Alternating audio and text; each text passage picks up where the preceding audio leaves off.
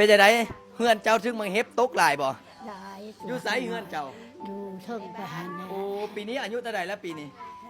ฮะ ปีนี้อายุเท่าใดแล้ว แล้วเก่าสิ 90แล้ว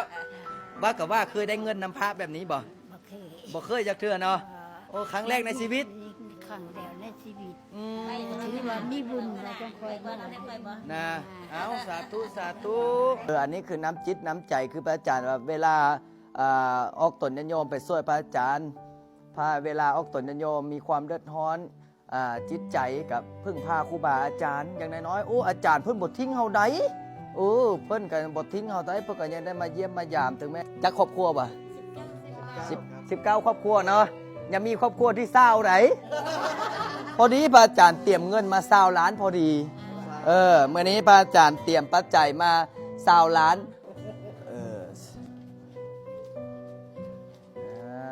ดีอกดีใจน้ำแล้ว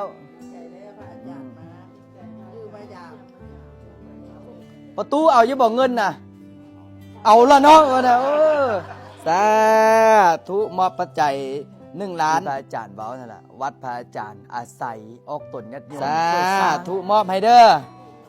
บุญน้ำคำสู้เด้อประตูเด้ออายุเท่าไหร่แล้วเฮา